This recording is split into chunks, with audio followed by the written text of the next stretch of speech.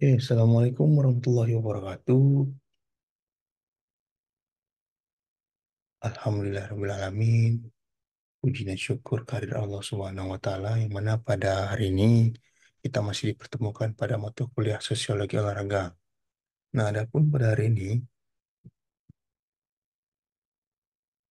kita sudah masuk pada topik ke-8, yaitu pengendalian sosial dalam olahraga. Nah, mungkin sebab beberapa rekan-rekan di sini sudah paham apa itu pengendalian sosial dalam olahraga. Oke, ada 4 poin penting yang akan kita bahas pada topik ini. Yang pertama adalah pengertian pengendalian sosial, kemudian macam-macam pengendalian sosial, kemudian bentuk-bentuk pengendalian sosial, dan yang terakhir adalah kesimpulan. Nah, pengertian pengendalian sosial. Jadi pengendalian sosial ini adalah proses yang digunakan oleh seseorang atau kelompok untuk memengaruhi, mengajak, bahkan memaksa individu atau masyarakat agar berperilaku sesuai dengan norma dan nilai-nilai yang berlaku di masyarakat, sehingga tercipta ketertiban di masyarakat termasuk dalam olahraga. Kemudian untuk macam-macam pengendalian sosial. Yang pertama adalah berdasarkan sifat. Dapat dibedakan menjadi 3, itu tindakan preventif, pengendalian sosial yang bertujuan untuk melakukan tindakan pencegahan terhadap kemungkinan terjadinya pelanggaran-pelanggaran norma sosial. Contohnya, misalnya pelatih tim sepak bola menasihati para atlet agar tidak terlambat datang latihan. Kemudian tindakan represif yang bersifat aktif, pengendalian sosial yang bertujuan untuk mengembalikan keserasian yang pernah terganggu karena terjadinya suatu pelanggaran dengan cara menjatuhkan sanksi sesuai dengan pelanggaran yang dilakukan. Contohnya misalnya pelatih memberikan sanksi kepada atlet yang sering melanggar peraturan.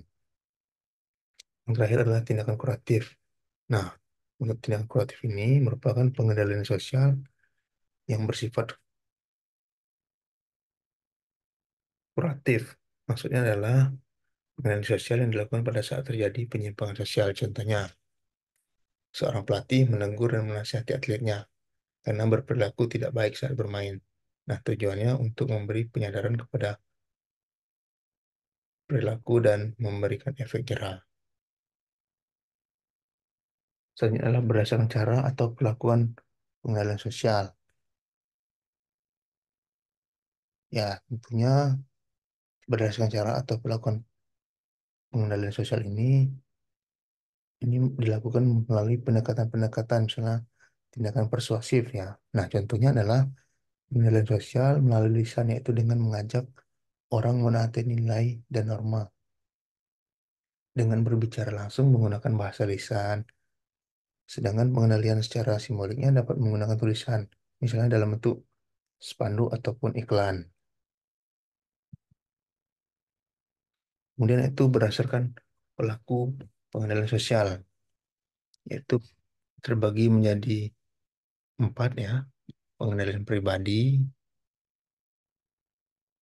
kemudian pengendalian institusional, kemudian pengendalian resmi, kemudian yang terakhir adalah pengendalian tidak resmi, yaitu pengendalian atau pengawasan sosial yang dilakukan tanpa rumusan aturan yang jelas atau tanpa sanksi hukum yang tegas.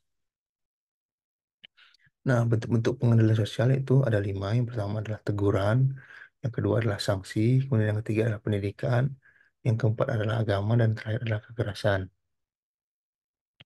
Nah, pada topik ini, teman-teman sekalian, kita sudah sampai pada bagian kesimpulan. Nah, pengendalian sosial ini merupakan proses yang digunakan oleh seseorang atau kelompok untuk mempengaruhi, mengajak, bahkan memaksa individu atau masyarakat agar berperilaku sesuai dengan norma dan nilai-nilai yang berlaku di masyarakat, sehingga tercipta ketertiban di masyarakat, termasuk dalam olahraga. Nah, pengadilan sosial secara persuasif dan koresif dilakukan untuk membimbing dan mengajak individu untuk mematuhi atau berperilaku sesuai dengan kaidah-kaidah dalam masyarakat untuk dapat berperilaku dengan baik.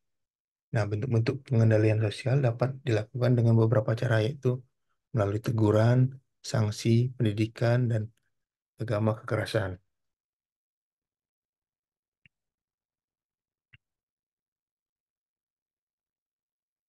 Nah, cara ini dipilih sebagai suatu alternatif rencana latihan yang tepat sebagai tuntutan yang perlu dilaksanakan untuk peningkatan prestasi atlet masa sekarang dan masa yang akan datang sebagai sasaran yang ingin dicapai dalam pembinaan olahraga.